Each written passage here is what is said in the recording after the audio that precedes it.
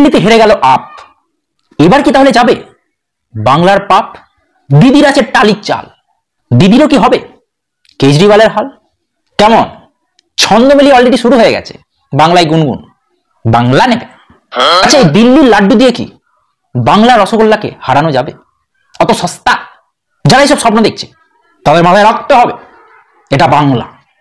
যারা এমন স্বপ্ন দেখছেন তাদের স্বপ্নে জল ঢেলে কি বলছেন তৃণমূলের মুখ ও পাত্র, কপালের দোষ শুনুন। যে বা যারা পশ্চিমবঙ্গ নিয়ে কোনো কথা বলতে চাইছেন তাদের স্পষ্টভাবে বলে দিই, 2026 সাল বিধানসভা নির্বাচন পশ্চিমবঙ্গে হবে এবং তৃণমূল কংগ্রেস অন্তত 250টি আসন পাবে এবং চতুর্থবারের জন্য মুখ্যমন্ত্রী হিসেবে শপথ নেবেন মমতা বন্দ্যোপাধ্যায়। এবার অন্য কোথায় কি হচ্ছে আলাদা ব্যাপার, দিল্লির ব্যাপার দিল্লিতে, তার কোনো প্রভাব এখানে পড়বে না। এখানে মানুষ উন্নয়ন, সম্প্রীতি, ঐক্য। শুনে নিয়েছেন, দুনিয়াতে কোথায় কি হচ্ছে তার প্রভাব বাংলায় পড়বে না। কারণ বাংলা খবর দেখে না, খবর শুনে না, খবর তৈরি করে। বাংলা একটা অন্ধকূপ, এখানে আলো পৌঁছায় না।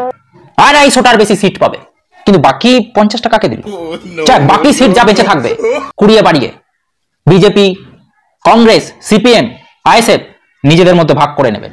কিন্তু এই 250-এর দিকে তাকালে কত হিম্মত একবার দেখি, সুটিয়ে লাল করে দেবো। ঠিক আছে, তখন এখানে উন্নয়ন হচ্ছে 250টা সিটে, লাঠি হাতে উন্নয়ন দাঁড়িয়ে থাকবে। আচ্ছা, এই নিয়ে সজলদা আরেক ঘোষ কি বলছে শুনুন। যাদের মাথায় দিদির হাত তারা সবাই কুপোকাত। তাই কি হচ্ছে আলাদা ব্যাপার, দিল্লির ব্যাপার দিল্লিতে, তার কোনো প্রভাব এখানে পড়বে না। তো যদি দিল্লির ব্যাপার দিল্লি ভাববে, তাহলে দিল্লির বিষয়ে নাক গলাতে মমতা বন্দ্যোপাধ্যায়কে কে বলেছিল? দিল্লিতে জোট করতে মমতা বন্দ্যোপাধ্যায়কে কে বলেছিল? দিল্লিতে জোট করলেন, জোটের দায়বদ্ধতা নেবেন না? আজকে যদি জিততো তাহলে এই কুণাল ঘোষ এতক্ষণ রাস্তায় পুলিশ আসতো তাসাবাড়ি ভাড়া করে।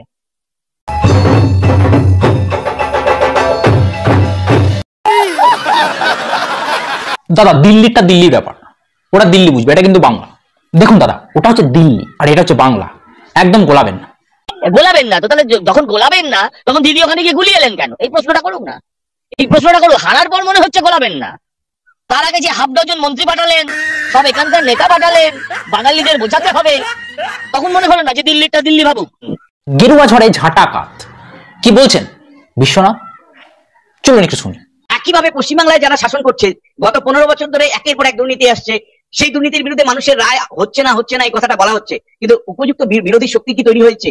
মোদী, অমিত শাহরা যেভাবে দিল্লিতে ঝাঁপিয়ে পড়েছিলেন দিল্লি দখলের জন্য, পশ্চিমবাংলার জন্য কি তারা ঝাঁপিয়ে পড়বেন? পশ্চিমবাংলা কি মমতা বন্দ্যোপাধ্যায় সরকারকে অপসারণ করবার জন্য তারা সত্যি সিরিয়াস? দেখো, মানে শেষ বিচারে মানে কতটুকু আন্তরিকতার সাথে ঝাঁপিয়েছে, কৌশলগত অবস্থান থেকে ঝাঁপিয়েছে, আরএসএস মানে পূর্ণভাবে সমর্থন করেছে কিনা সেটা ইম্পর্টেন্ট। দিনের পর দিন তুমি জানো যে অরবিন্দ কেজরিওয়াল ওখানে অ্যারেস্ট হতে পারেন, কিন্তু এখানে যারা দুর্নীতির মাথা, সেই মাথার খোঁজে আদালত পর্যন্ত ব্যস্ত।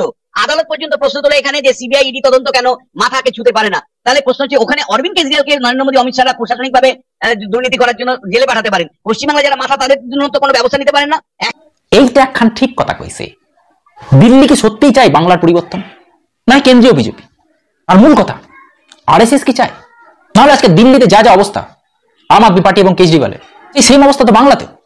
কিন্তু আজকে কেজরিওয়াল জেলে চলে গেল, তার পার্টি হেরে গেল, কিন্তু বাংলায় একের পর এক অভিযোগ থাকা সত্ত্বেও একজনকেও অ্যারেস্ট করা গেল না। মাথাদের কথা বলছি। আর ভোটে বাংলায় যেভাবে ভোট হয় সেটা যে অন্যান্য রাজ্যের থেকে আলাদা। এখানে নমিনেশন ফাইল থেকে কাউন্টিং পর্যন্ত যেভাবে সন্ত্রাস চলে, যেভাবে মারামারি হয়, যেভাবে ভয় দেখানো হয়, প্রশাসনকে ব্যবহার করা হয়, কাউন্টিং এ গড়বড় করা হয়, 5কে 50 করা হয়, এই সমস্ত কিছু জানা সত্ত্বেও, এবং ডেমোগ্রাফিকে যেভাবে চেঞ্জ করে দেওয়া হয়েছে, জনগণনা করতে দেওয়া হচ্ছে না, তো এগুলো জানা সত্ত্বেও যদি অন্যান্য রাজ্যের প্যাটার্নে এই রাজ্যে ভোট হয়, তাহলে সেখানে হার তো নিশ্চিত। তো কেন্দ্র সরকার এবং কেন্দ্রীয় বিজেপিকে এগুলো জানে না, এটা বিশ্বাসযোগ্য না। আর কেন্দ্রীয় বিজেপি চাইলে যে কি করতে পারে, আরএসএস চাইলে যে কি করতে পারে, তা অলরেডি আমরা দেখে ফেলেছি। উড়িষ্যায় সরকার পরিবর্তন হয়ে গেছে, দিল্লিতে আপ সরে গেছে, উদ্ধব ঠাকরে, শরদ পাওয়ারের মতন স্টেট পার্টিগুলোকে একদম পঙ্গু করে দিয়েছে। আসামে মুসলিমের সংখ্যা সেখানে পশ্চিমবঙ্গ থেকেও বেশি, তারপরেও সেখানে তারা ক্ষমতায় আছে। কিন্তু বাংলায় এলে বিজেপি সবাই যেন কেমন ক্যাবলাকান্ত হয়ে যায়। শুভেন্দু অধিকারী একটা বড় লিডার, কিন্তু তিনি কোনো সাংগঠনিক কাজে থাকবেন না, তিনি শুধু ভোট প্রচারে আছেন। দলের যদি সংগঠনই না থাকে, দলের মধ্যেই যদি দলাদলি ভাগাভাগি থাকে, তাহলে ভোটে যা রেজাল্ট হওয়া তাই হবে। তাই বাংলায় যদি আন্তরিকভাবে আরএসএস এবং বিজেপি যদি চায় যে পরিবর্তন হোক, তাহলে আমরা গ্রাউন্ডে তার কাজকর্ম আগামী দিনে দেখতে পারবো। তা না হলে ওই কুণালদার কথাটাই বলতে চলেছে 250। আপনাদের কি মনে হয় এই বাংলার ঘুম কি কখনো ভাঙবে, নাকি এই বাংলা খেয়েই পড়ে থাকবে? আমি তো কোনো আশা দেখছি না। আপনারা যদি আশাবাদী হন কমেন্টে জানাতে পারেন।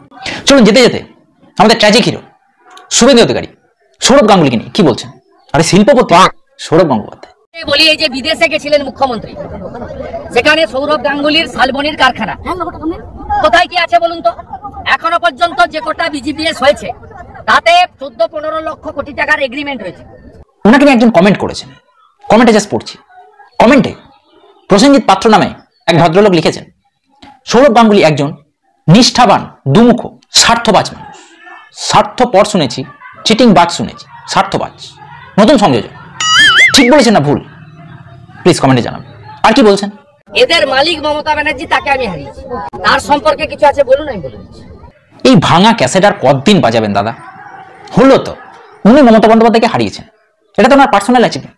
তার বদলে তিনি বিরোধী দলনেতা হয়েছেন। এদের মালিক মমতা ব্যানার্জি, তাকে আমি হারিয়েছি। কাজটা ঠিক হয়নি। তাদের রাজ্যের কি হলো? রাজ্যের কি পরিবর্তন হয়েছে? দলের কি ইমপ্রুভমেন্ট হয়েছে? সিটের কি ইমপ্রুভমেন্ট হয়েছে? এখন বোঝা মুশকিল কে কোন সাইডে আছে, কে যে তৃণমূলে আছে, কে যে বিজেপিতে আছে। ধরতে পারবে এই বেনো জল যদি বার না করা যায় তাহলে কপালে অনেক দুঃখ আছে। আজকে ভিডিও এখানে শেষ করছি, দেখা হচ্ছে নতুন ভিডিওর সাথে। ততক্ষণ ভালো থাকবেন, সুস্থ থাকবেন।